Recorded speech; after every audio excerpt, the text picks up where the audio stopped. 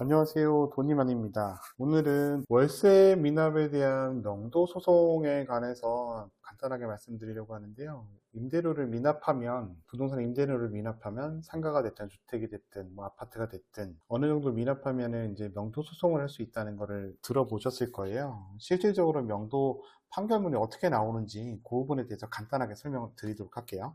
제가 이제 중개를 하면서 실질적으로 이제 도움을 드려가지고 명도 판결을 받았던 건데요. 이거는 13년에 했던 거고, 여기에 보면 이제 인천지방법원에서 판결물이 확정이 돼서 판결이 됐던 부분인데 어떤 건지 설명을 드릴게요.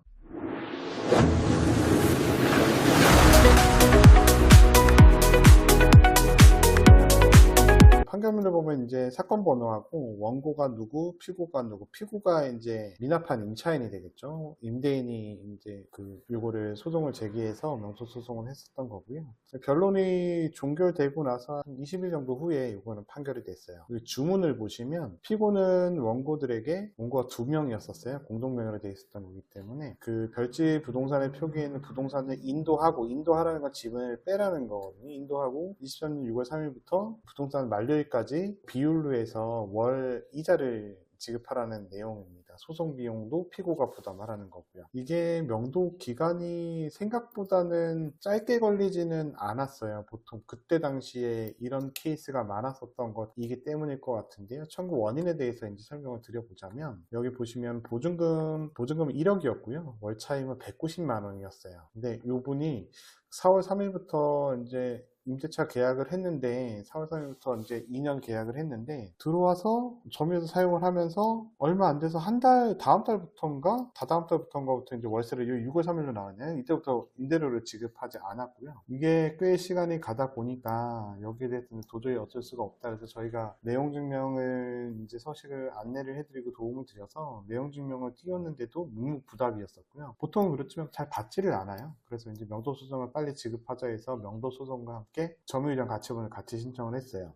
점유이전 가처분이라고 또 다음번에 한번 설명을 드리겠지만, 명도소송하고는 별개의 건으로 2건을 해야 되는 거예요. 물론 명도소송을 해서 확정 판결이 나면 그걸로 계속 살고 있는 임차인한테를 내보낼 수가 있지만, 임차인이 다른 사람한테 재임대를 한다던가 계약자가 아닌 다른 사람, 뭐 부모님이 됐든 뭐 자식이 됐든 친구가 됐든 다른 사람이 쓰고 있으면 해당 당사자가 아니기 때문에 다시 한번 명도소송을 해야 돼요. 그렇기 때문에 그 임차인하고 여기에는 그 임차인을 딱 잡아두는 역할을 하는 게 점유이전 가처분이고, 점유이전 가처분이 현실에서는 굉장히 쓸만해요. 그게 왜 그러냐면, 가처분이기 때문에 시기를 빨리 해야 되기 때문에 통상적으로는 2주 정도, 웬만하면 2주 정도 이내에 이게 판결이 나서 집행 권한이 있는 집달이랑 같이 가서 그 문을 따거나 들어가서 이거를 붙여놓게 되는 거예요. 붙여놓는 거는 이제 이거를 다른 사람한테 넘기거나 뭐 인도하거나 그럴 수 없다라는 부분을 하는 거고요. 이게 효과가 굉장히 큰 게, 사람이 없으면 따고 들어가서 안에다 붙이거든요. 근데 보통이 사람이 있어도 문을 잘 안 열어주는데, 이럴 경우에 법원에서 나와서 문을 따고 들어가면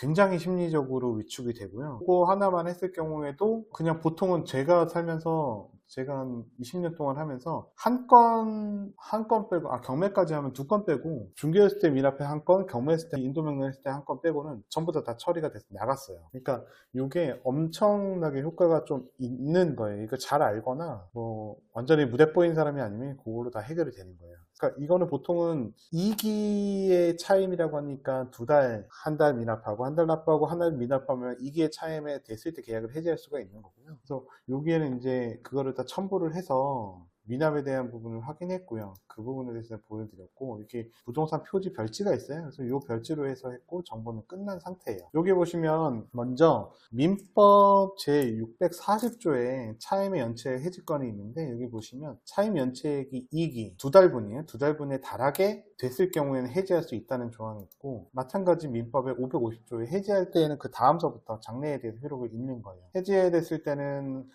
해제와 상관없이 손해배상 처분은 별도로 된다는 거고, 그래서 이런 것들을 웬만하면 내용증명을 보내고 명도소송이라든가 이렇게 가는 경우가 많지는 않은데, 그래도 안 갔다가는 보증금이 차감이 되는 경우가 있어요. 이게 실질적으로 저희 이 건 같은 경우에는 집행까지 가지 않았지만, 집행까지 가게 되면 총 시간이 빠르면 10개월에서 어떤 경우에는 이제 1년이 거의 넘게 되기 때문에 보증금이 남아있는 잔존 금액이 없는 경우들도 있어요. 그리고 집행이 됐을 경우에 이걸 보관료라든가 이사 비용도 우선은 임대인이 내야 되기 때문에 때문에 이 부분에 있어도 어느 정도 전용 금액이 남아 있어야 된다고 보기 때문에 보통 2달에 달하거나 3달에 달하면 거의 내용증명이라든가 이렇게 점유이전 가처분 명도소송을 하겠다 또는 해야 된다고 저는 생각을 하고 있어요. 그 비용 아까워하다가 정말 손해보는 경우도 늦게 시작해가지고 보증금이 남아있지 않는 경우들이 있으니까 그 부분은 잘 확인하시길 바랄게요. 오늘은 명도소송에 관해서 명도소송 판결문에 대해서 설명을 드렸습니다. 그러면 다음번에 또 점유이전 가처분이라든가 이런 거에 대해서 설명드리도록 하겠습니다. 감사합니다. 돈이만이었습니다.